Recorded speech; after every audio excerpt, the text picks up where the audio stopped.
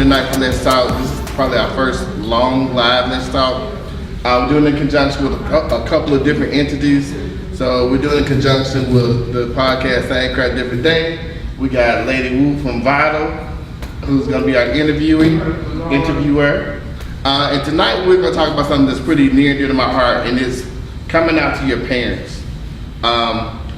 Working in the field of HIV, we find a lot of kids who, even before HIV becomes a problem, just coming out to their parents becomes a big problem. It actually fuels a lot of the things that we have to fight. Homelessness usually gives way to sex work, which usually gives way to STIs, HIV, and other diseases. So tonight, we are hoping that we can provide like a roadmap for parents who don't know what to do. Because I think a lot of times, and our parents will tell you a little bit later, the feelings that parents get the first time they hear or the first time they think, oh, my child is gay, like what the hell does that mean?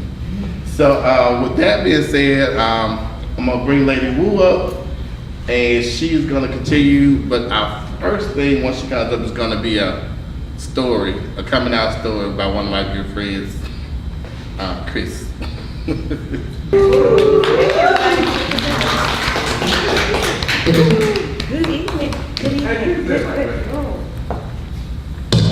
Good evening. Good evening. All right. How you doing? All right. Thank you for coming out.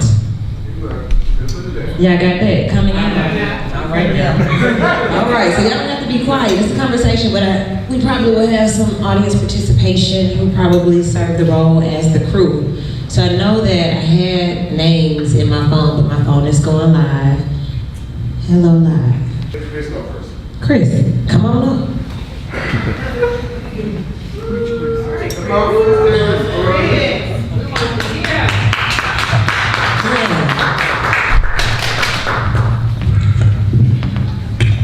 So, Chris. So I think that the reason why Tony asked me to do this story is so that he could laugh tonight, number one. Because he thinks it's one of the funniest stories he's heard. And I guess for some it'll kind of set the pace or some of the tone of what coming out can be. And maybe some mistakes that were kind of made along the way of the coming out.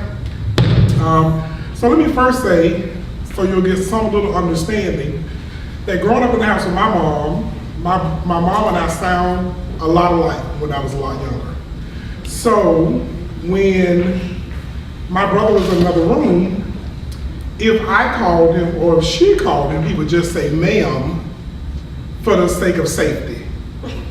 When her friends would call the house, and if I answered the phone, you would hear, girl, I've been trying to call you all day, and I would say, hold on, and let me get my mama to the phone. So that kind of gives you an idea of how this kind of went down.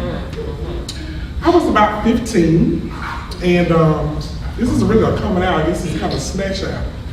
I was about 15, and I had what I thought was a little friend, and we're gonna call him Fulton so that we can not call names to protect the innocent. All right, and so Fulton drove this purple Gremlin. He drove through my neighborhood playing, Mama, don't let your baby grow up to be cowboys. And I thought that quirkiness was kind of cute. So I started to kind of sort of, I guess, date him without people knowing. But in the interim, I still was experimenting. And so one night I was on this date, and we had arrived back home, and we were getting ready to say our good night, our kisses good night. And my mom comes to the car, and she just bams on the passenger side window. And I'm just like, oh, what is going on? And so I look at him, and I'm like, she's like, bring your behind in the house. She probably said something else, but my mom wouldn't let him curse. So she probably just said behind, and I said, okay, here I come. And I kind of said, okay, well, good night. You know, I'm looking at her, and I'm looking at him, and I'm kind of nervous to go inside. But I go inside because I have to come inside.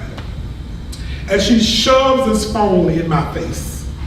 And I take the phone, and I start walking toward my bedroom, and I say, hello?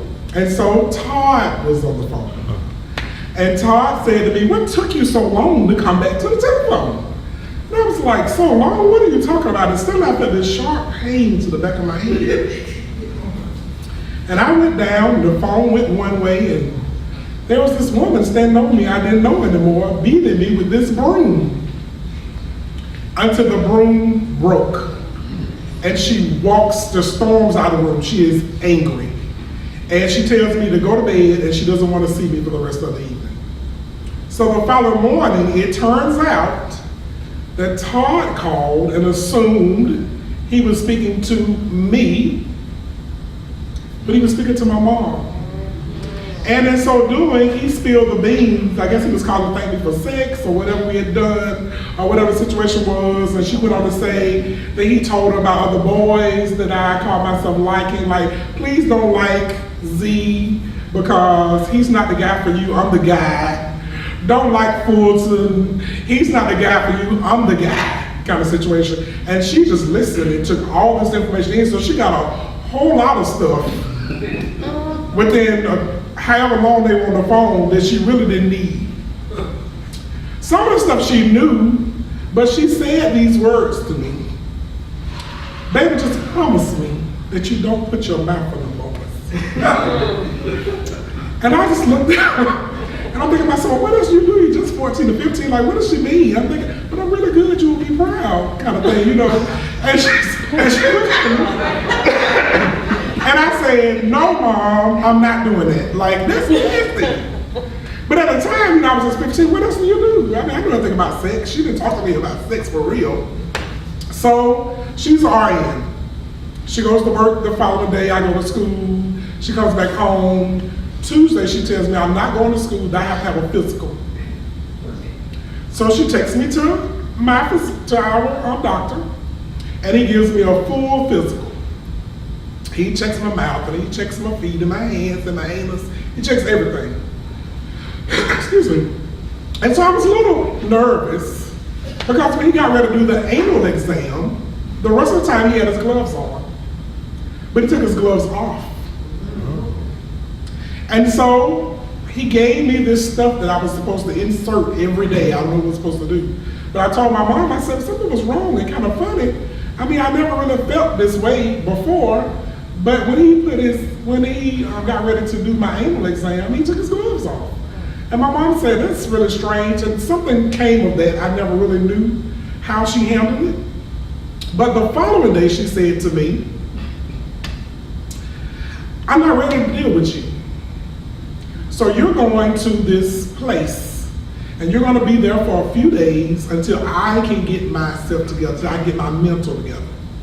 And I've already made arrangements, and I'll pack your bags, and you'll probably be there for about 7 days or so.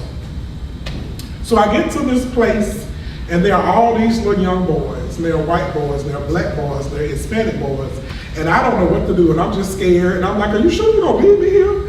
And she was like, oh yes, baby, you got to stay here for a few weeks, or maybe at least she said a week. So I go inside, I introduce myself, and I meet the little guys. And so the following day, a few of them kind of cornered me and was like, why are you here? And I was like, well, why are you here? Well, I beat up my teacher, or I cursed out my grandmother, or I did this.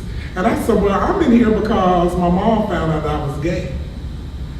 And the only thing the little Hispanic boy heard was, so you suck dick? I was like, And so you can just imagine how my few days was.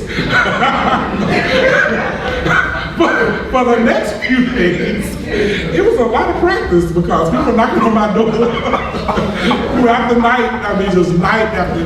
I was probably about, maybe like another 48 hours, but every night, people knocking on the door like, just can I come in? And I was like, yeah, come on in. So finally, my mom calls me maybe the third day. We're going into the third day. And she taught me to cook. So I'm cooking food, and they bring me to the phone, and we're playing and having a great time. We're balling out. Because all of a sudden, I got all these new friends. I'm doing my new thing that I just learned to do. And I'm cooking and cleaning, doing the stuff I know to do. And I'm going, I'm having a good time. I'm like, girl, you couldn't have put me in a better place. Like, what's up? Hey.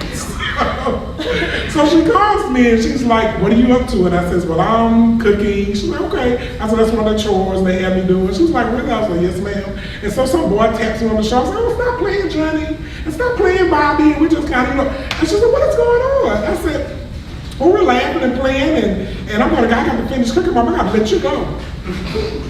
And I hang up because I had other stuff to do. And so, probably within 45 minutes of that, she's there. And she's like, you're going home. Right now. Because she assumed in her mind that I was going to this place and I was being punished for being gay, I guess. And I wasn't going to return, and I was going to be sad and crying and beg her to come get me. Well, Shayla, I was having a ball. And so I go back home, and when I finally do get back home, she just says to me, it's not a topic for discussion. Like, we're just not going to talk about it. I was on like a lot of restrictions, like there were certain things I could and could not do. And so then after that, it just kind of nailed into something we didn't discuss. Like it was just something that never, anybody. I learned years later that, at that time my parents had gotten divorced, that sometimes that when men would try to date her, they would say to her, oh, you're the girl with the gay son. Little things like that people would say. So people, even adults are mean when it comes to this type of thing, If she were here, I think she would say that, we talked about it a little bit today, that if she had to do it all over again, that of course she'd have made some changes. She didn't understand, what was going on. And she was afraid for me and my safety, and having the physical and putting me in this place until she could come up with this plan for me was what she thought was the best thing for me at that time. But now we have the best relationship. I couldn't have asked for a better mom. I have no hard feelings about that time. I mean, it's actually now really, really, really funny to me. And we laugh about it a lot. My brother got away with a lot of things because I was the gay brother. So if he wanted to go and be with Judy, and my mom would say, Mom, you just can't go tonight. You just want me to stay at home and be gay like Chris. Here's the keys of $20, baby. Have a good night. And then he would come and kiss me on my face and tell me he loved me. And Chris, I'm so sorry. I mean, I don't mean it like that. You don't understand, right? I just want to go out with you. Like, and Mom's not going to let me go if I don't use the gay card. So, and I'll bring you something back. And that's going to happen. So, and that's my story. I hope you guys enjoyed it. Thank you for sharing. I do have a question. Sure. So it took that long, or it has taken this long for you all to be okay with having a conversation? So I think that by the time I was about 15, so by the time I was 17 or 18, we started having small conversations. How did that happen? I wanted a boyfriend. And I hadn't had a boyfriend for real, and I always had this thing about respect. So other people would have boyfriends, and they said they talked to them on the phone, and I didn't allow boys to call my house. Like if you like me, we just had to see each other at school. And that's because you sound like your mom. Yeah, well, no, not so much even that. It was just, I was afraid that she would not like it. Okay. And then possibly that too, because they got on the phone. Don't tell me about it. Right. So, I don't know, but we finally started having conversations about it. I think what really helped her is that there are other family members who would say to her, Chris is really a great child. It was that kind of thing that really motivated her to kind of look past that aspect of like, he could really be doing so much worse. Like he could have done so many other things. And if this is it, then girl, I think you can get through this kind of situation. So I had a lot of family support. Like that really helped her, and it helped me.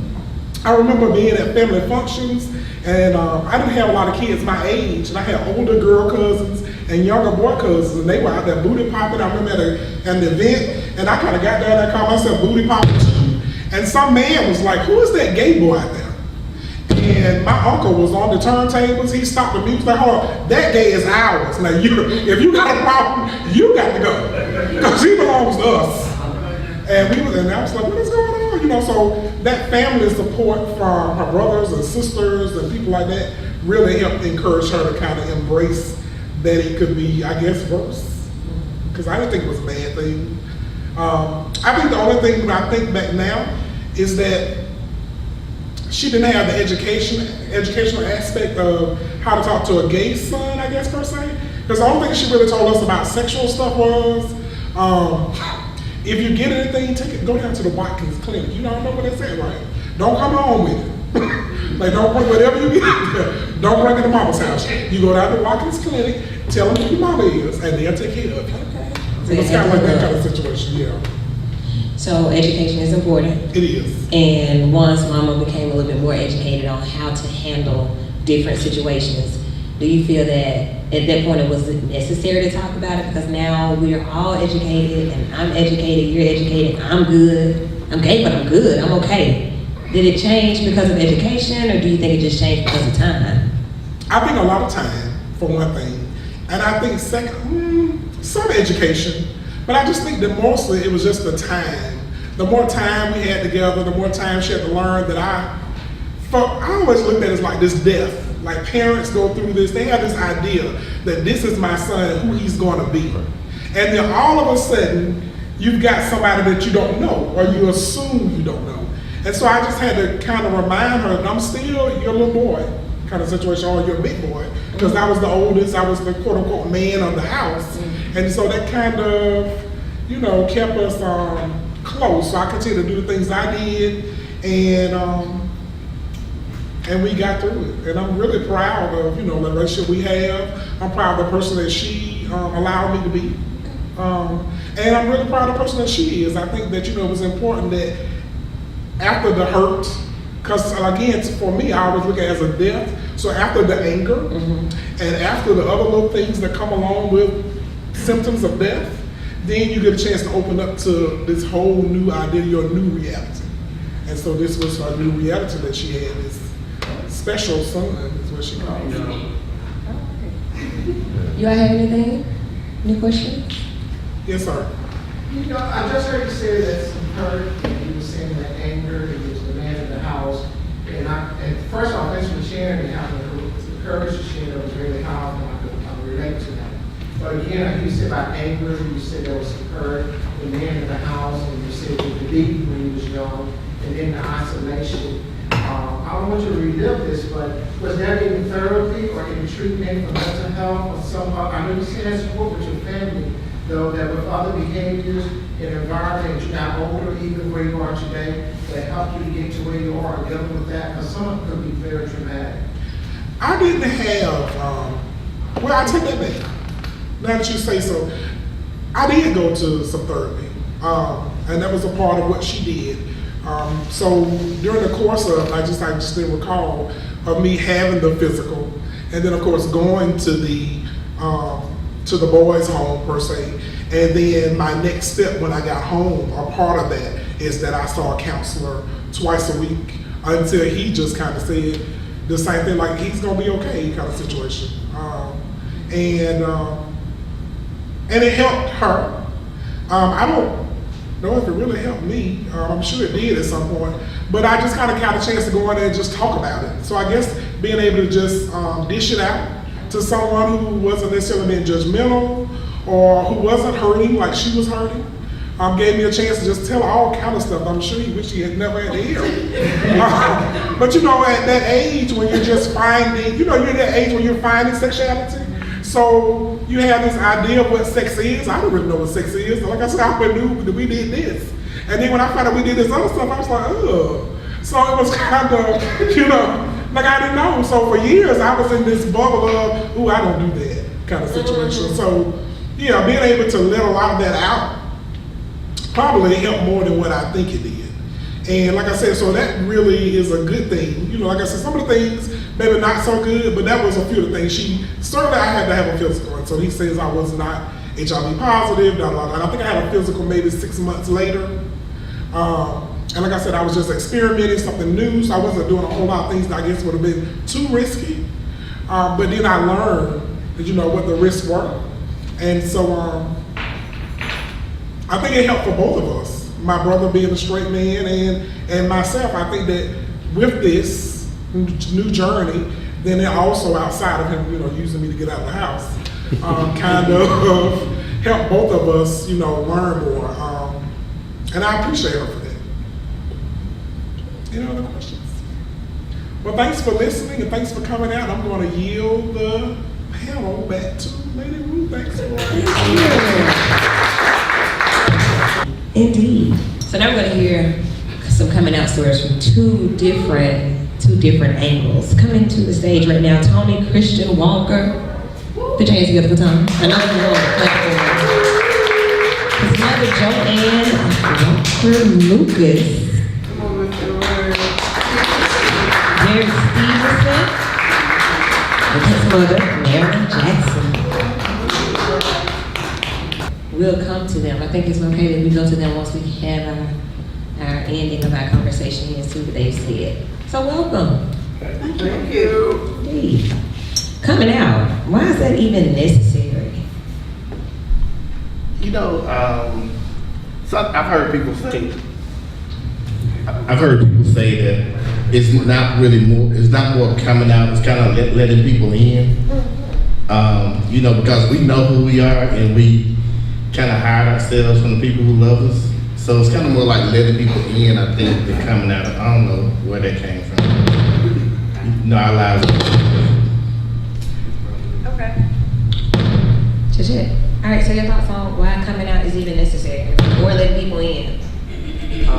Does this work? I don't think that works. No. But like he said, I don't think for coming out is really for other people.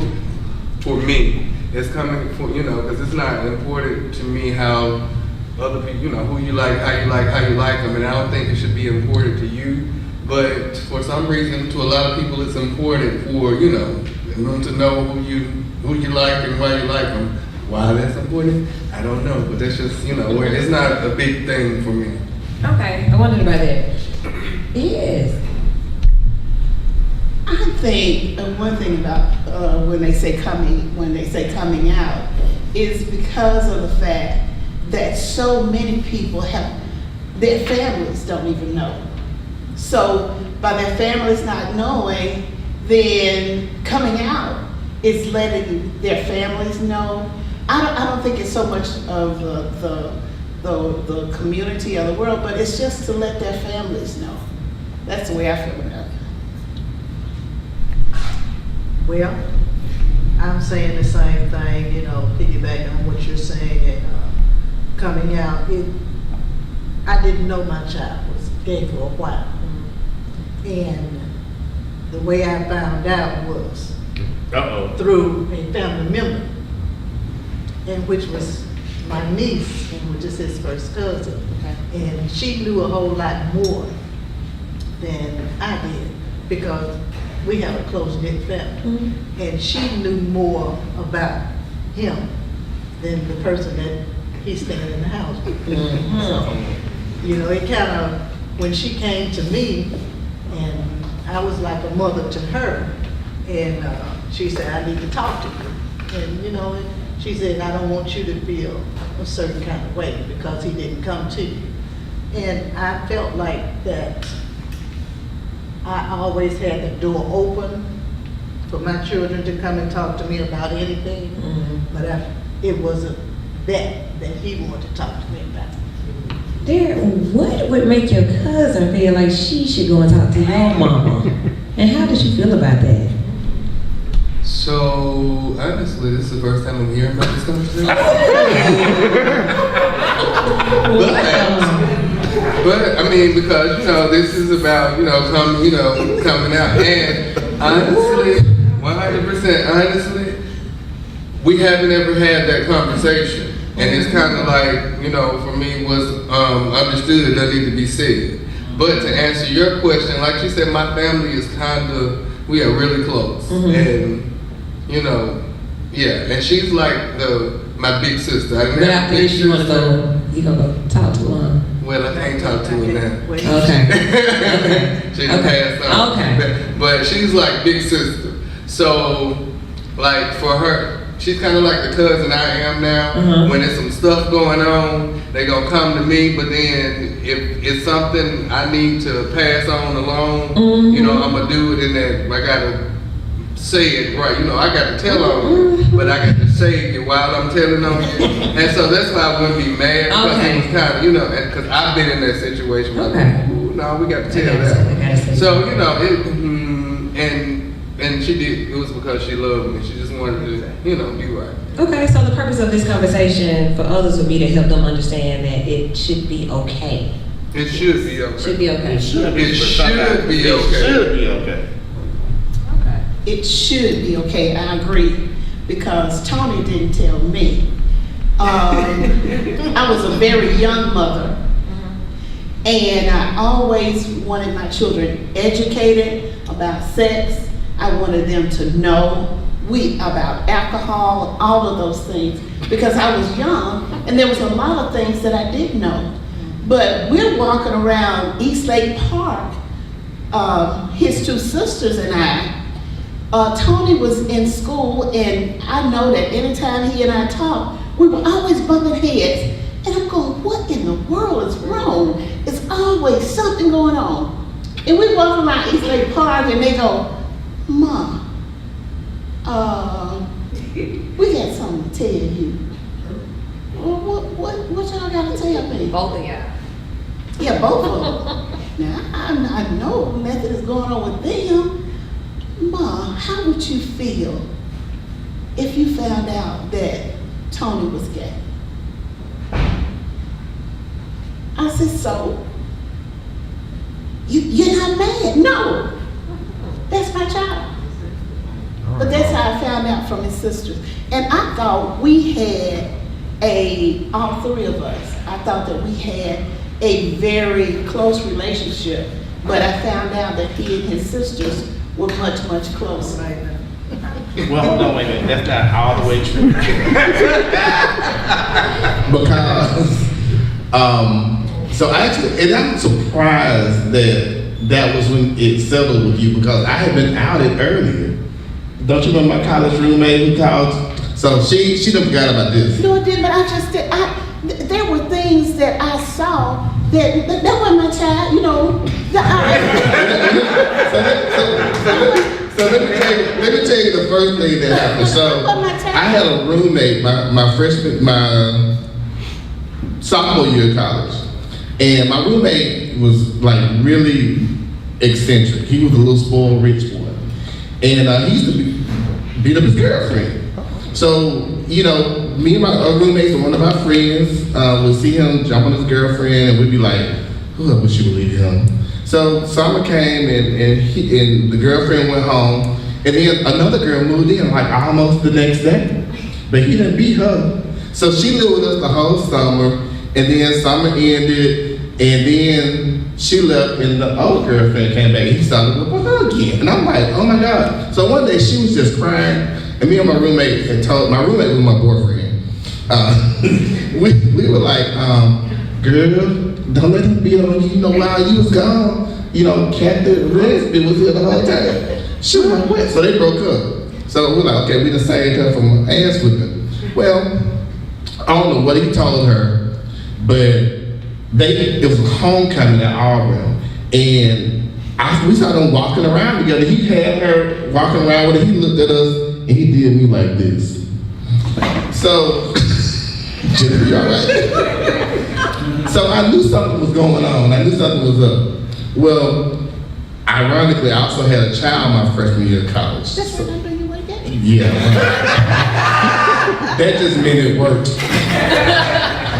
But my son was probably about a week old, and he called my mama and my dad and told them that me and my roommates were fucking, and they swooped down on that apartment like an eagle on a rat and packed my shit up, and they packed me up in about 45 minutes, threw my stuff in the truck, and brought me home. This was on a Friday. So I still got the pictures of my son when he was just a little baby, because I was like, okay, I'm gonna get out of this. So I made their lives miserable while I was at home. Like, I didn't talk to nobody, I didn't want to be bothered. I'm like, I'm not gonna be the only one miserable around this camp. And so finally, a couple days went by and they let me come back to school. So I was like, okay, I avoided that. Now, me, I I don't know why that didn't really stick. I guess, you know, I pleaded my case or whatever. The baby didn't hurt. The baby didn't really hurt. So I also had another boyfriend after me and this one broke up. And we used to write each other letters all the time. So the way my sister found out that I was gay was I would hide my letters in my comic books, and me and we'll just call him Jay. And me and Jay used to write letters because back in the 80s you didn't have email. You literally had to write letters. So when we would write letters to each other, we would, like, I would put them in my comic books. We would never sign them with our names. We were both Prince fans, so we'd always sign them with names of Prince titles, like Love Purple Rain or Love Glam Slam or whatever. So when I came back home, finally, my sister found my comic books. And with the comic books, because my younger sister would read comic books, and found in the comic books, she also found the letters. And she put two and two together and realized what was going on. Because my girlfriend's name was Grace. So anybody from Birmingham remember when Western Hills was a real mall back in the day? We were walking through the mall and there was like a little waterfall in the middle of the mall. And my friend Lynette ran up to me and she goes, Tony, Veronica knows. I'm like, Veronica knows what? She goes, about Grace. I'm like, oh shit. So I went up to my sister and she was just looking at me like she was just totally disappointed. And she goes, I just can't believe this. Like, I cannot believe you did not tell me that. And I'm like, well, you know, we'll call her around. I'm like, right, you know, I didn't know what to do, you know. I didn't know how anybody was gonna take it. She told me at that point, Mama already knew. I'm like, y'all work fast. But me and my sister were really, really close. Like, I was the worst big brother you could possibly have. Like, we're 4 years apart. She was dating a guy who was a year older than me, who was living in Atlanta. And when we would tell my mama that we were bringing Veronica down to Auburn, we would really take her to Atlanta and leave her for the weekend. Like, I was that big brother. So I could, yeah, she was hurt, you know, because we had so many secrets. But so I was kind of like gently pulled out of the closet, and I think, and I'm grateful for my mama for this. At no time did I ever feel like I was in danger. We deal with kids every day who lives are put in danger. Because once they get that information, they get put out, just ostracized. And I mean, we all who work in this field, we deal with it every day. And for the life of me, I don't know what it feels like to be a parent who, I don't know, who has this one idea for your child and then it comes out to be something else, you know? Because I mean, it was a lot. It was a lot for me. But then once I told them, I'm like, oh, so I've been hiding this for no reason. So a friend of mine had a picture. He was about 2, and on this picture he posed like it was that type of pose. His mom was like, "Girl, I always knew." 2 years old posing like that, and the picture's hilarious. And he was like, "Yeah, I always knew as well." You all didn't always know, is what I'm hearing, and you all didn't always admit. Darren, you go first. I think I'm taking up too much space. I'll see what I thought later. Okay. So I will say that. He's sweet.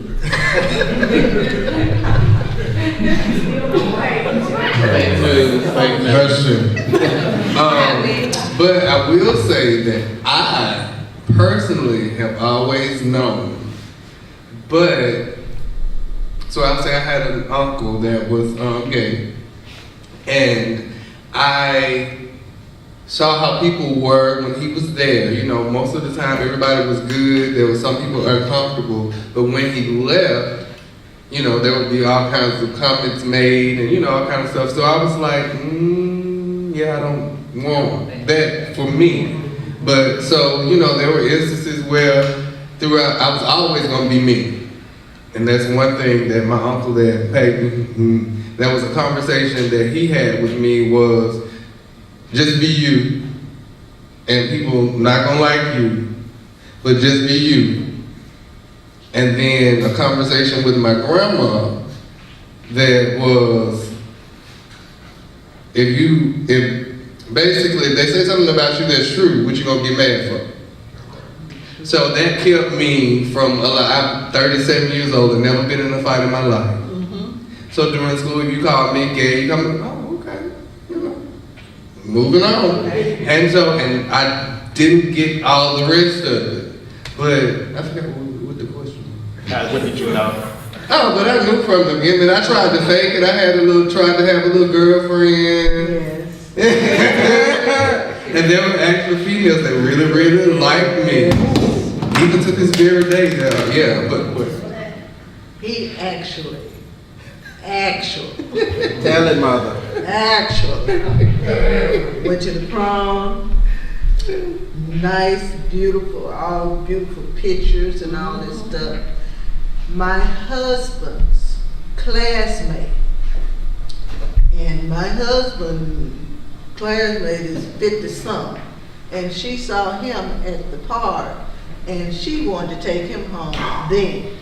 You understand what I'm saying? I mean, the women, yes, they're after him, but that's not him.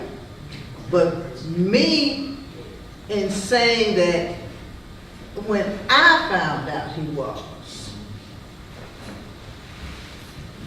to the core of saying, yes. Inklings, yes, you have.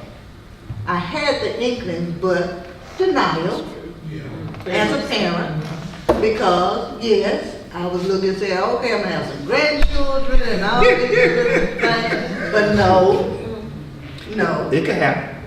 It still can happen. True enough. He can adopt one or two. I still take them like they not. You know what I mean? Okay. And Maurice is my grandson. Don't start. Okay. All right. So I just, from me, of inklings, my son is a fashion person. And he can put you an outfit together that make you want to like, really? That together?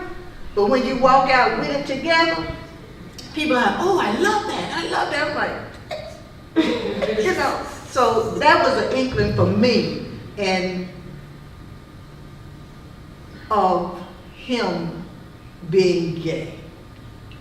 But the truth of when the final analysis for me knowing was my niece coming to me. He didn't know that she came to me. She said, I want you to know, but I want him to come to you and tell you. But that's how it is. So did you have any single, like you said, an inkling? I did.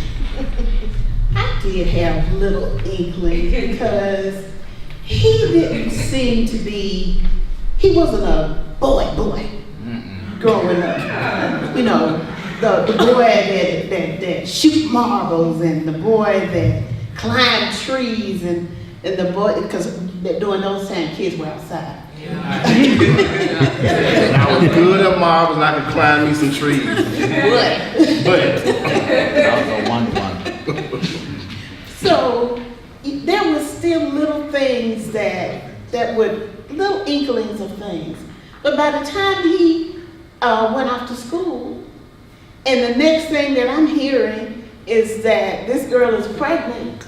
Oh no, he just can't be, you know. No, you know, so that goes out of the window. That goes completely out of the window then, until we had that talk when the girls had that talk. This is the other talk that he and I had, and I'm going, baby, they told me that you're gay. He said, Mama, you can say it. she had a 5-speed Nissan Sentra. We were going over some railroad tracks and got hung up on the tracks. And I wanted to know, during that time, there was one person that grew up in our neighborhood, and he was gay, but He was a little more than gay. Yeah, he was. So I said, Tony, you be running around like that, is you? He said, Mama, I'm a man. He said, No, and I said. tell it like you said it. I said, he's a sister, I'm just gay. Because he was a bit much. He was a bit extra. But but you know, I didn't do What else this. did you tell me? What else did I tell you? You told me that, Mama, I'm a gay man, and the only thing that means is that I'm in love with another man. Yeah. Me and him, we had this conversation. And the thing about it, people don't get that. Like, they want to make it into so many other things. At the end of the day, you know, you're still the same person. Yeah. You know, but with those inklings, like, I was not the average boy for my neighborhood. Most of the guys who I grew up with played football or basketball. I had a basketball goal. We played baseball in my grandma's yard, but I wasn't going to get on nobody's team because it's going to be too hot. So I didn't do those. Them macrame baskets, you know. Tony made some macrame baskets. I mean, beautiful macrame baskets. But Tony was a very talented child. Even when he was a little boy, he was very talented. By the time Tony was 3, Hold on, Chris said he was just gay.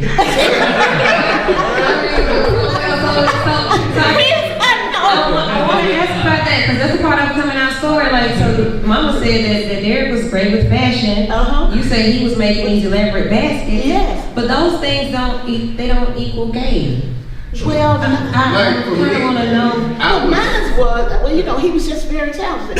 When Tony was 3 years old, he could read and write because I started teaching him very young. Okay. So when he was 3 years old, he was reading and writing. He was gifted. He was very, so that's what I. Gifted, not gay. Yeah. So Not gay. Not gay. The other cheek. Yes. Not for me, like, I was gonna play, I played baseball, I made all-star teams, I was gonna play basketball, I played tennis, I ain't like football, Tomboy. Contact. I was gonna play all the sports, but then I was gonna sing in the choir, and then I was gonna, you know, be in the fashion show. I think that was my way, and I realized this when I was thinking about this, what we're gonna say up here. I think that was one of my ways of fitting in, and you know, if I'm doing a whole lot of stuff, I don't have time for you to think about, you know, what I'm doing personally, and I don't have like boyfriend, girlfriend, all that kind of stuff. Yeah, I ain't got time for that. It's cool, and I think that was one of my ways of coping with it, and not, you know, talking about it. I ain't have to worry about going on a date because I got to go to golf work. Let's talk about fitting in though. So I'm substantially older than Derek. So I'm 51, and so like in the 80s when I was coming up, you know, all we knew was little boys are supposed to like little girls. That's all you're told. And you know, and being the fact that human beings are social creatures, you know, you want to get along. So you do the things that your peers do. I mean, I went to 2 proms, I had a girlfriend. It just never really, it was always, like I found out after high school that one of my girlfriends was lying on me about having sex in the 10th grade. I was a virgin until like graduation night. You know, so, yeah, graduation night.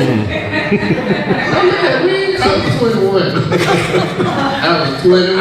I avoided being alone with girls in high school like the plague because I'm like, They were crazy about it. yeah, but then I was like, oh no, because I get along with them, they want some sex, and I ain't trying to do that. Yeah.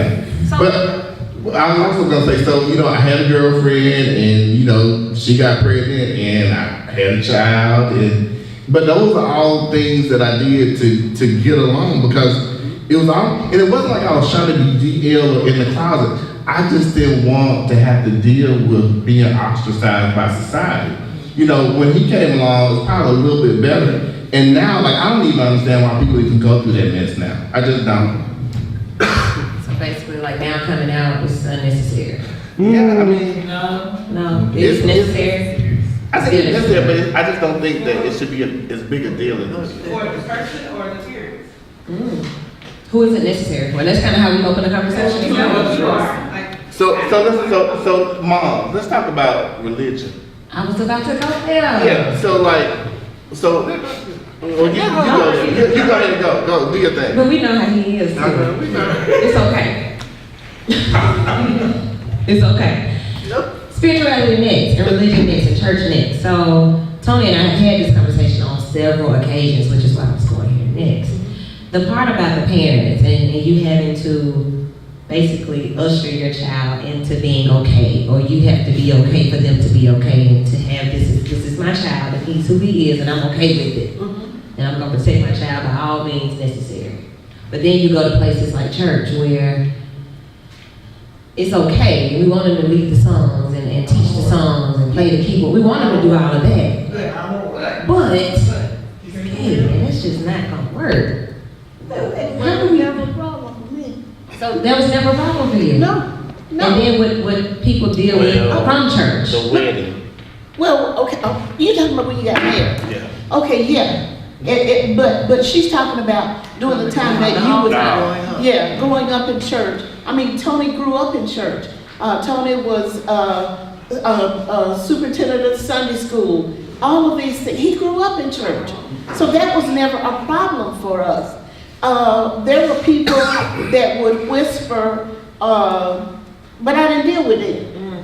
Those that were my true associates, and I'm not going to say friends, but those who are my true associate, they love Tony. Tony has aunties that are still at our church right now. These aunties are the ones that when he did decide to get married, you know, I ain't finna go to this wedding. They said, Joanne, do you know that's your child? You have to be there for your child. And that's what I did. I was there for him. It was a beautiful ceremony. And that man named Robert, I love him. He's the best thing that ever happened to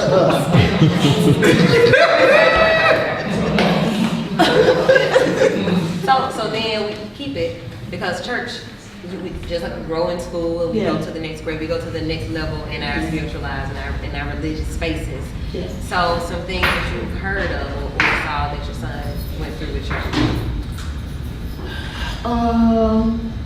Go ahead. Is it okay? What bothers you now? Nothing. Yeah, we had a whole conversation. About not going to church. Yeah. Yeah, that bothers me, him not being in church. Because I thought that I had taught him that you don't worry about people. They have no heaven nor hell to put you in. Glory. God told this is the Christian that I am. This is the Bible that I read. He didn't tell me to judge anybody. He said, judge not. That's the person that I am, and that's who I want him to be. So we had this conversation because Tony stopped going to church, and I'm going, oh Lord, my son don't love you no more. So I said, I got to talk to him. I said, hey, baby. He said, what, Mom? I said, do you still love God? He said, Mama, I love God. He said, it's his little cheerleaders. His little cheerleaders that I don't, the ones that want to say that my sin is worse than your sin is sin. I don't care who it is, where it comes from. Amen. So why am I trying to judge somebody? You've been out there homeworking, you've been out there committing adultery, but then him being gay, he gonna burn in hell. Well, where you going? Where are you going? That's right. So that's how I feel. That's right. Now, with Derek, with church, no problem. Mm-hmm. The whole while we were at our church. Derek left our church once he got wrong. Mm-hmm. When they go off to college, That's they right. feel like they can't come back home. Mm-hmm. But home is there.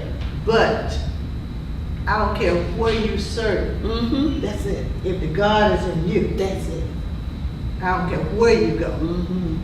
And Derek was in the choir, Sunday school, all the while, youth department, in every activity. The voice that my son had, I thank God for, yes, yeah, because, don't you cry? That's it. That's not right, mama. That's not right. That's it. Because you can hear it in him when he sings. Yes. I can hear it. And sometimes when he sings, he's like crying out. He's crying out. And he wants people to know and want people to listen, to learn, and not to judge. That's it. I don't care who you are. Yes. I don't care who you are. That's right. If your child is gay or lesbian,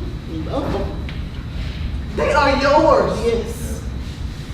And I have a family that loves unconditionally. And we get together every second Sunday of the month to have dinner for no earthly reason. Because we are taking the trait that my mom, her mom, put there for us to be together, regardless of what nationality you are, Yes. what color you are, it does not matter. It's all about love, people. Yes. It's all about love. Yes. And until we go back to the Bible, We love you. we going to hell in a handbag. Thank you. We are. None of us can judge anybody. None of us. And I am sitting up under a man that I don't agree with his philosophy. Simply because he is trying to put in our church bylaws that he don't want to marry gay and lesbian. It's not for us to judge. It's not. It's not. I don't like it. I didn't vote for the bylaws, and I'm sitting under him, but I don't like it. But I'm going for the word. As long as the word is going forth, I'm fine. But keep your opinions to yourself. Sermon. Preach and teach, yes. So if anybody listens to our podcast, Same Crowd, Different Day, you know, Derek and I, we share a lot of the same characteristics, but we also differ on some things. And it's interesting just watching us sit here, oppose each other on the stage.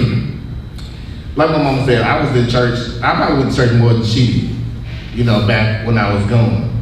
But I'm also a little bit more headstrong. Like Derek, what I love about Derek and hate at the same time is that Derek will find a middle ground to just about anything. If there can be a middle ground found, he's going to find it. Me, not so much. Like my problem with church was, I'm not finna come up in there and let you say I'm going to hell and let you talk down to me or even say things about me and not say anything about it. When Bobby and I first got married, we were at First Baptist Church Fairfield. And it was a Men's Day service, and one of the lay people got up and said that, he did his little sermon, and one thing that he said in his sermon, and it triggered something to me. He said, first of all, and this is what they do, they get out and they throw themselves under the bus just a little bit. Then they're gonna get a bulldozer and run it over you. So he talked about, premarital sex with his wife and stuff like that. But then he started talking about homosexuality, and he said these words. I don't think that I could allow my family or myself to even sit down and eat with somebody who was gay. And the people in the church just, I'm like, are y'all fucking serious? Like seriously, y'all? And it just really got me. And so finally it hit me the day before we got a men's breakfast. My friend Frank saw the guy, he was like, hey, come sit with us. He literally looked at me and looked at Frank and said, no, I'm gonna sit over there. And then the next day he did that sermon. That started my intro out of the church. Anytime I go to a church service and the pastor would start off with something in the Old Testament, It's like, oh, time to go, because I know where this fixing to go. You know, and I got to the point where church had become dangerous and harmful for me, and I'm just not gonna be anywhere where I feel uncomfortable. Like, nobody's gonna make me feel uncomfortable. So I just decided not to go. The one church where I thought where my pastor understood, didn't, you know, faking with the folks. And I was like, you know what, I don't need this. So I just decided that I didn't need to go to church anymore. But, Mom, you see that guy right there? Yes, That's my friend Dave. I heard you all on the podcast. Dave has been on the podcast a couple times. But Dave is a United Methodist minister, and he plants house churches. A house church is a different concept than what regular church is. And I'm going to plant a house church and probably be ordained in another year or two.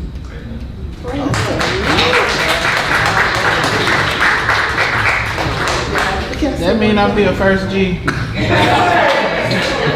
I just want to say this is that he's headstrong, and he's been like that ever since he was a child, a little child.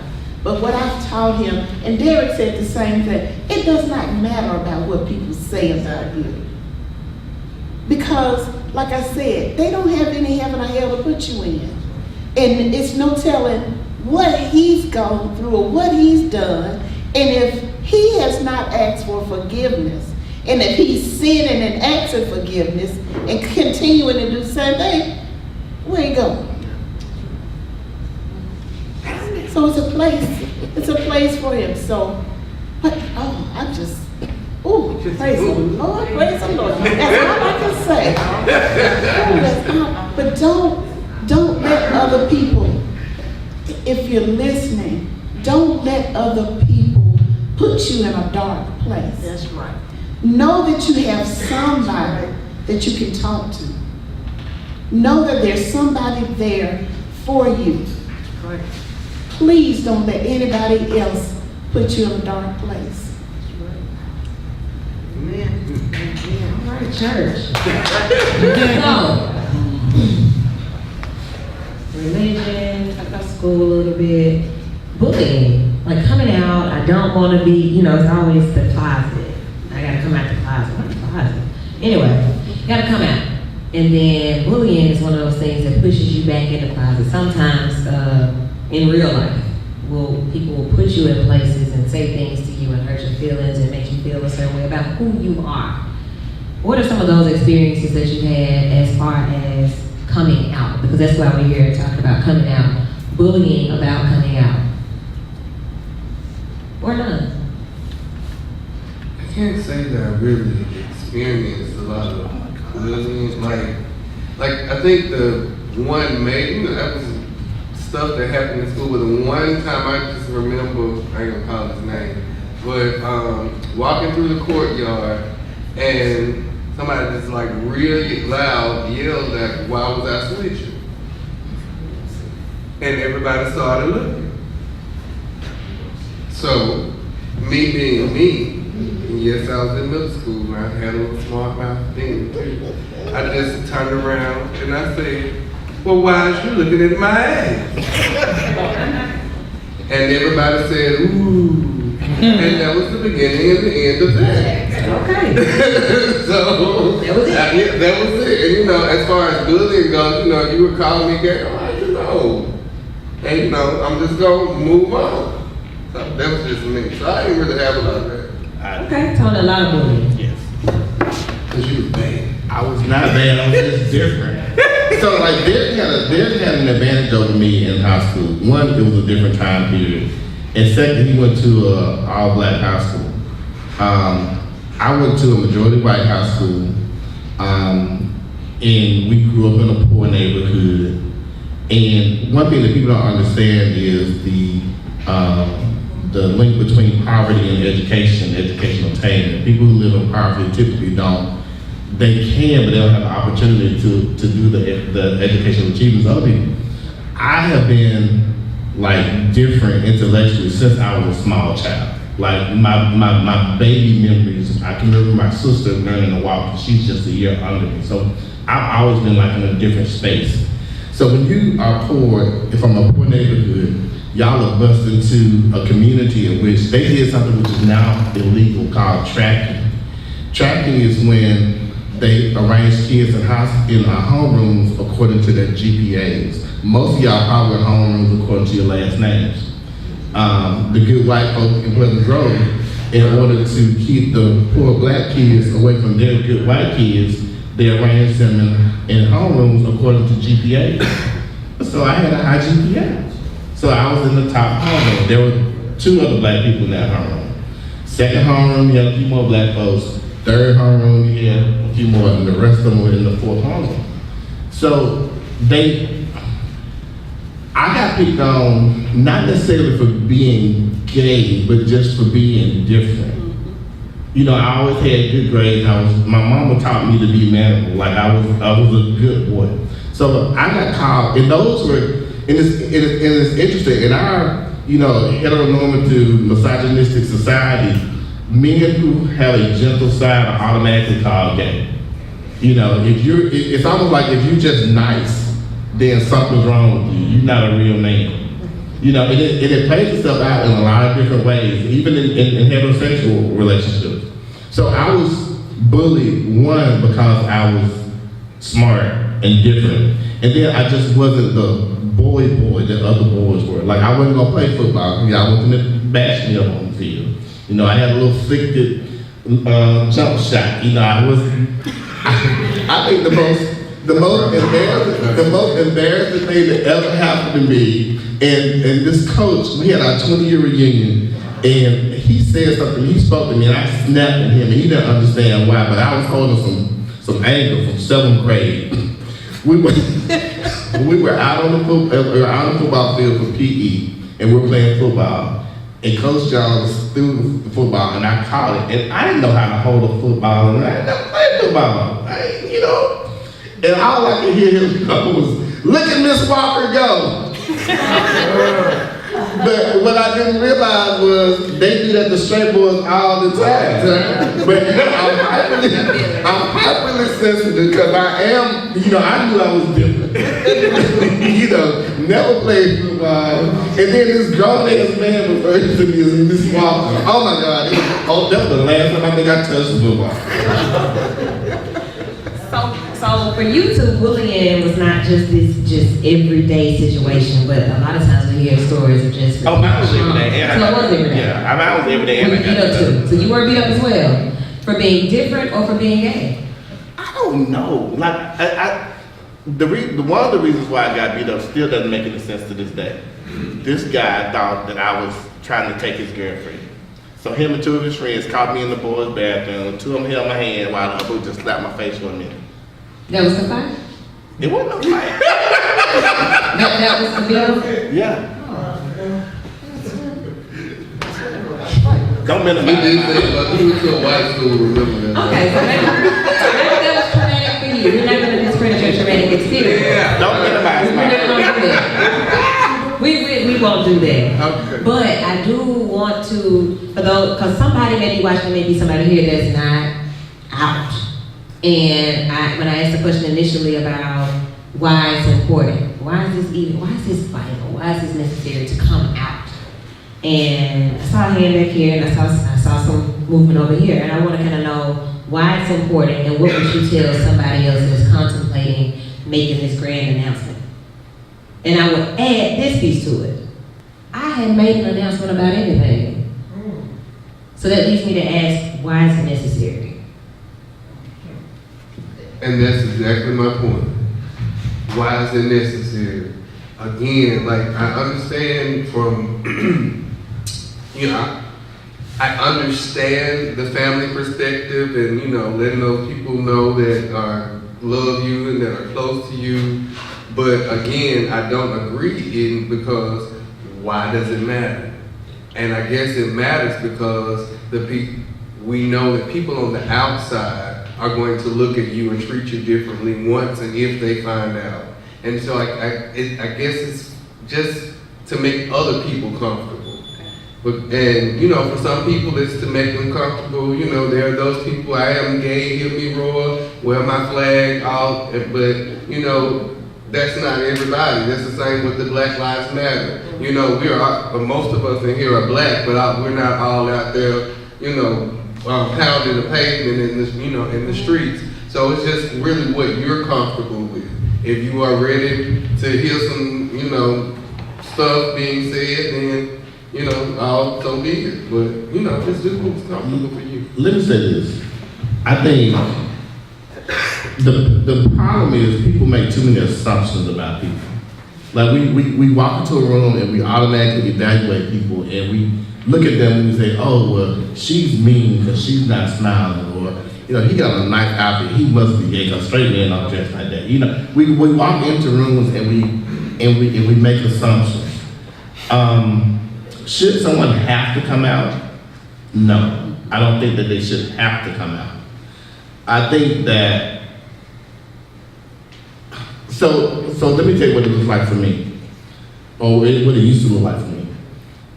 I'll go out to a party or something, or I may go to a bar, and you know, when I'm out, I'm really, really friendly, really gregarious, and 9 times out of 10, some girl is gonna give me her phone number. Gonna give me her phone, and it's like, well, how do you? What? So that's on a need to know I can say basis. thank you and move on. Yeah. But But I mean, but then her feelings gonna be hurt. I mean, so I just, it's a hard road to navigate. If you're young and can't support yourself, and you think your parents might be a fool, then I probably wouldn't come out just yet and pray that nobody drags you out the closet. You know, so me and my mom, we had an additional conversation. You know, when I first started working for AIDS Alabama, I was really cool with my gayness, but my HIV status was something I ain't really talked about. And so, we 5 years ago, when I first started working here, we started going over to Huffman High School and doing an HIV test, and it was gonna be my first time to tell my story about, you know, my acquisition of HIV. And I was like, okay, because I had started coming out to people when I test them. So I kind of got comfortable with it.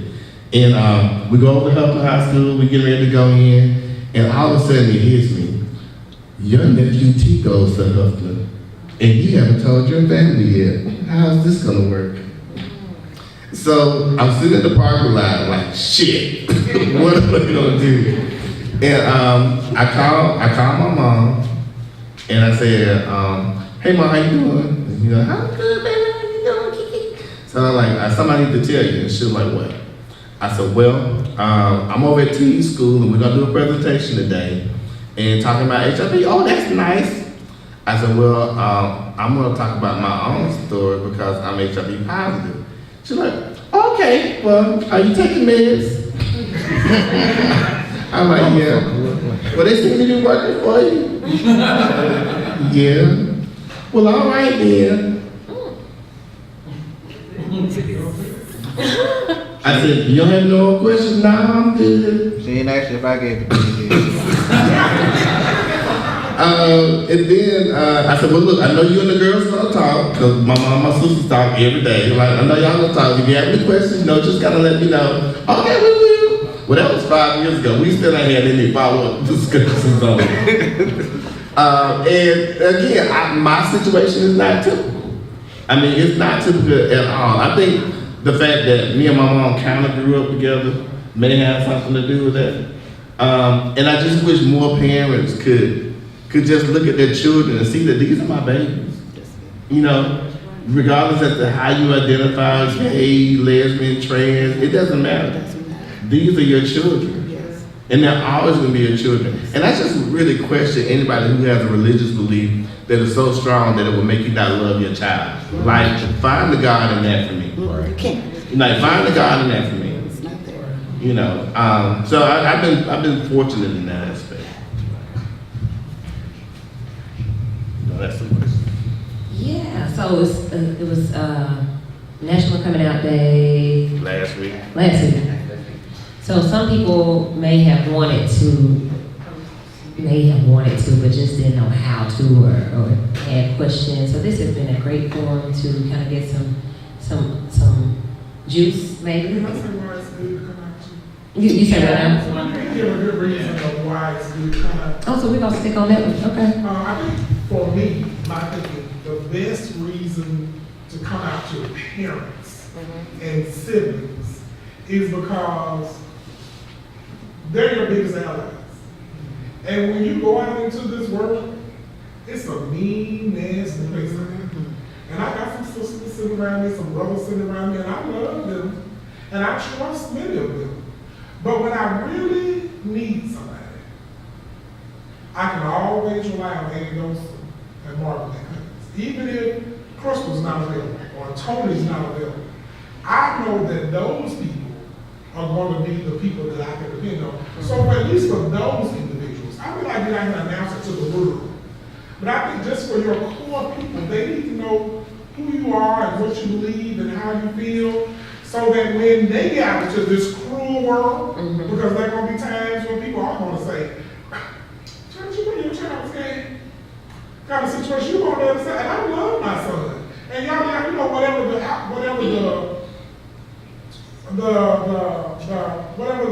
conversation, however it goes, you want them to be comfortable enough that they can handle the conversation. You don't want them to be in a place where they're kind of caught off guard, or they're in a place where they're not, they have been educated on this type of thing. Yeah. So I think that's the important reason, at least for a family. Now, other people, we don't have to tell them anything.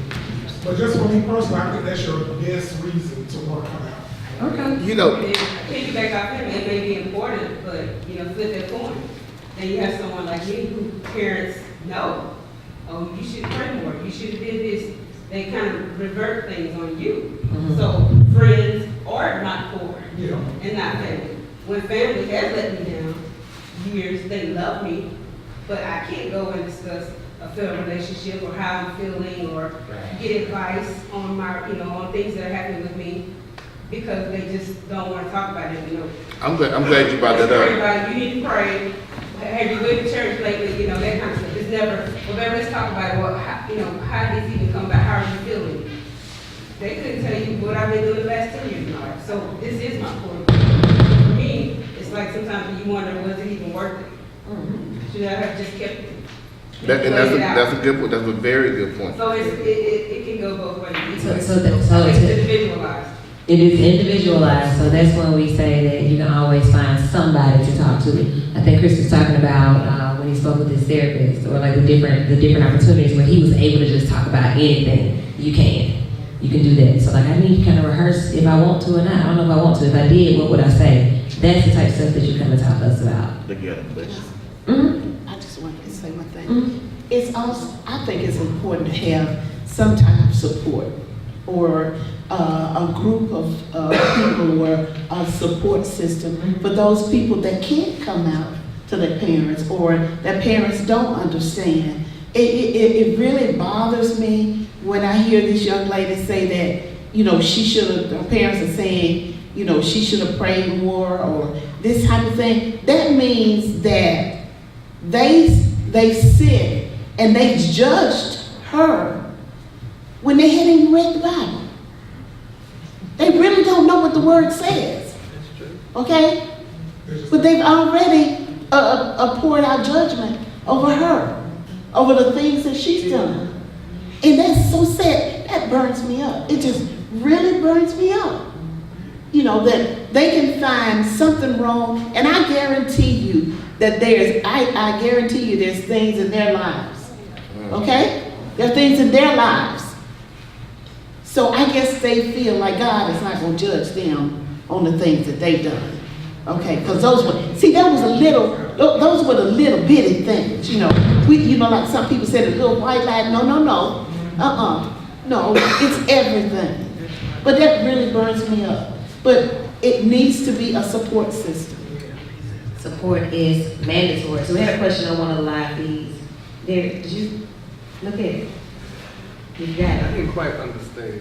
Oh. What does it say, Jennifer? It says if the outsiders aren't already a part of your inner circle, why do you let them in?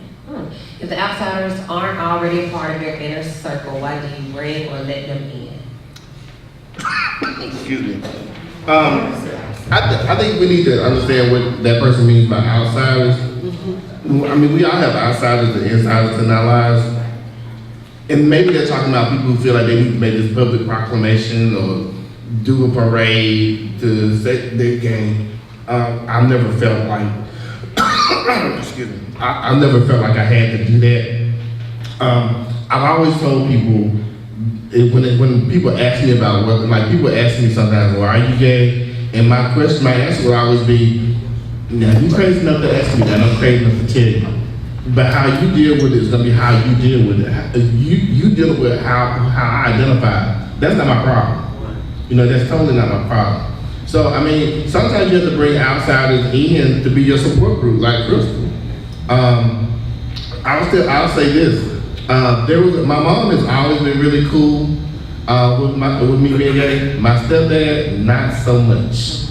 It wasn't one of those things where it was obvious, but you just knew for a moment that you weren't kind of welcome. So I actually had to cobble out some outsiders to be my family for a while. You know, thank God we moved past that. But sometimes you might have to find a temporary family or a new permanent family, because sometimes people are always gonna understand. That's true. Our motto at Eighth Alabama is housing is healthcare, and we have a lot of people who probably could have housing with their family, they just don't want them there. That's true. The point that I was about to make, right before you said that, because I thought about something different. But one point about the support and about the need to be out, or why that's important. So it's freedom in being out. It's freedom in being able to be who you are, as opposed to having to hide who you are, or be down low, or be apprehensive about, you know, what do I tell this person that wants to date me that I don't know. I am who I am, so it should not be a problem with being out. The only other issue is that piece about support and housing. If I am out, then what happens to me? How does my life change then? I shouldn't have said anything. Maybe I should have written a letter and I already had an apartment somewhere. You know, just thinking about different ways to be able to come out. So that may be helpful to somebody else to really, really get that support that you need before you make a decision to do so. I think it's an important conversation to have when you're talking about being a marginalized identity in a society that's full of the majority that may be hegemonic in nature, that may be heterosexual. I think a part of being LGBTQ and also HIV positive, I find power in coming out because it's a reflection of somebody else that's in the community that may not see an individual that is, you know, together, that is actually mentally stable, emotionally stable, that know that there are resources available and know that there is community for your chosen family or your given family where you can have that conversation. And I think that that's one of the aspects of being LGBTQ when you're speaking about the opposition, the outside. What it does is it creates discourse in a community that they've created that's a fantasy. They think that no gay people exist, and then you come and you create an environment where another young gay person or another gender non-conforming person or insert whatever marginalized identity sees a reflection of themselves, maybe older than they are, and that gives them hope. And I believe that that's a part of the conversation that also is very imperative when we talk about navigating as a marginalized identity. Thank you for that. Any other questions or comments? Just be safe. Be safe coming out. What you mean? Like you said earlier, if you got crazy parents, and you know this is not gonna work out, you tell that 15 that you're gonna be on the street, just own it. I mean, you have a few more years, you're gonna be okay. Like you don't have to, it's not something that's mandatory that has to happen today, right now, this very moment. Be safe and be, just make good choices and find other individuals who you can talk to. I think that's gonna be the main, especially when you're home, nobody wants to be homeless. No one wants to be abused and mistreated. So if you just, like Tony said earlier, you find that you have that crazy man, you might just want to hold it. I mean, it's just a few more years and stay home and then go to college and do what you do. But I would argue, like, are you really home in a place where people don't accept you for who you are? So it's like, I might find that it's worth coming out so that I can have this sense of freedom and like asserting authority on people who are already ostracizing me anyway. And so I don't feel at home here, if I can't just be me or for free. And so I'll just come out knowing that you're gonna put me out, but I'm in no different or better or worse place than I was before I came out. And then I think just thinking about like, why am I coming out? Is it for me? Is it for you? Is it for our community? As Tally was saying. And people come out for different reasons. And for whatever the reason is, I do believe that it's crucially important for people to come out because it's important to them, and for people who feel that it's not important to come out, and I feel that it's not important to come out because I want to just support the position that the individual have. But for those who do come out, I do think that it's worth celebrating those individuals because there's enormous strength in that. Because a lot of times people just don't know, which way the coin is going to end up. And again, it's just worth celebrating that. But I just wanted to speak to that. You have a very valid point, though. But I just let me say this: we're not saying don't come out. It's not important, but you should definitely watch how you come out. So after my family embraced me, one of my friends went to Alabama A&M, and we had a party over my apartment one night, and I was telling they were really cool, and me and my mom talked about this, that, and that. And one of my friends got the big idea to go home and tell his folks. Well, I thought his folks knew. He was about 6'2", just very girly, just like there's no way that you didn't know this boy was gay. Like there's no way. And he went home and told his parents that he was gay. They put him out. They stopped paying for college. And he was destitute. Now for me, I probably would wait another year or two if I knew my mom was a fool and finished college. And then tell them to kiss your ass after. But, and there are certain times, like we have 13, 14 years, and we're about to get a homeless shelter now for you. And I'm sorry, but it's not worth a 14-year-old being on the street, getting taken advantage of. One of the reasons why we have so many young people who acquire HIV is because they have older people who prey upon them because they stupid parents to put them out. And there is no good time, but there are some bad times to come out. And I think that, the biggest problem most people have, I think they're not honest with themselves. I think once we can reconcile who we are with ourselves, the rest of the world really doesn't matter a whole lot. But I definitely think that there should be some thought process going into it because you end up 12 years old and ain't got no place to live. And people do that. We know that happens. Can I say this? You talk about your dad. His dad's from the old school. His dad thought that he had made a choice, that he could change. You understand? That he didn't understand the whole thing. He just knew that he went out to school, he'd have learned something new, so now you got to unlearn it. And that's what he thought.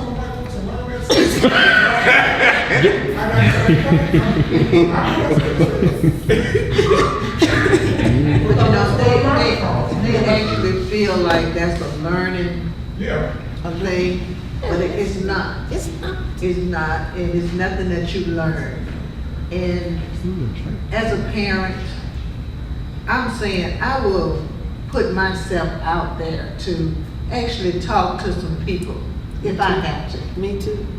Okay. I would do that. Me too. To my second part. Since you've already volunteered, so the overarching purpose of this was for us to get some support in the Black community for kids and families. I talked to my mom earlier. I was already going to volunteer you, Larry.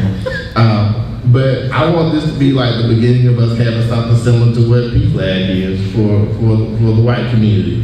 People think that, we create this, then the Black people should be able to do it. There are some cultural differences that exist, whether we want to admit it or not. We are not all the same. And so this is my purpose, and I'm glad that you are doing this. But yeah, so this is going to be the beginning of us forming a support group for parents who need somebody to talk to. This is going to be something me and my team are going to work on developing. But I do want it to be a resource for African American parents, especially here in Birmingham. We have a lot of parents. I think a lot of times parents just don't know what to do. I think they just don't know what to do.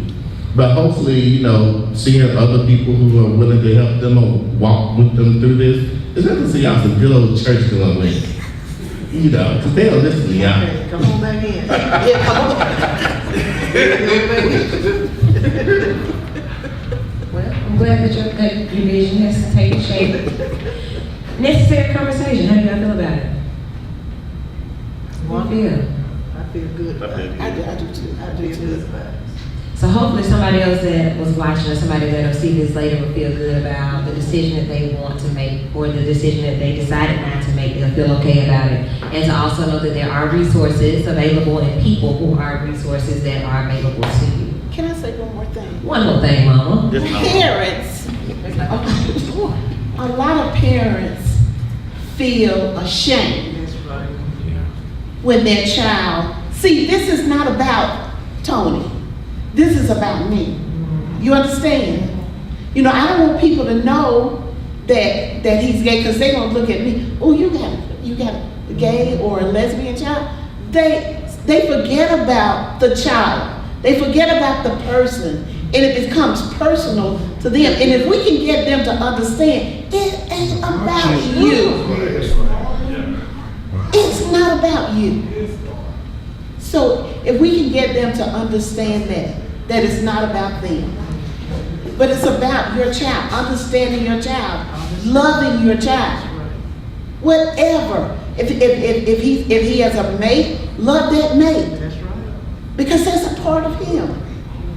But getting them to understand that it's not about them.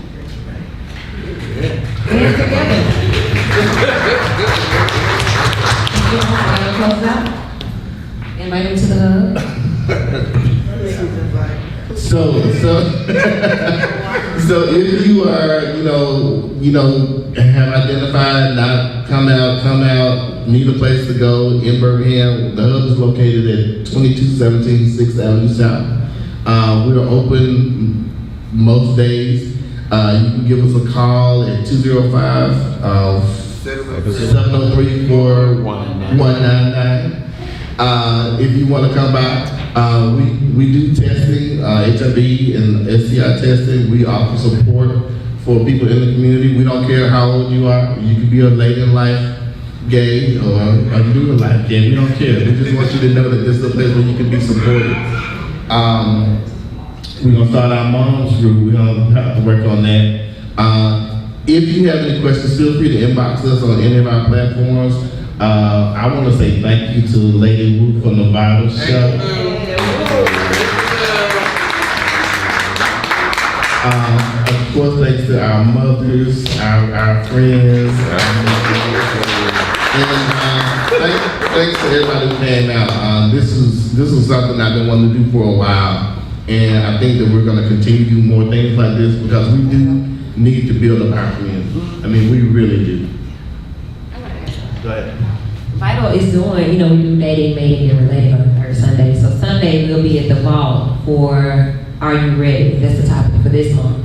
And this is a component of the conversation that's never been included. There's never been any open out conversation that's been a part of our heterosexual conversation. I want y'all to come out and school people that don't know. Bring that awareness and that part of the conversation about relationships to the vault on Sunday at 4 p.m. I think that would be really interesting. That'll work. All right, so also I want to recognize our tech guy on here, Rashawn, from St. Clair Different Day. Again, thanks for tuning in. Let us know what you think.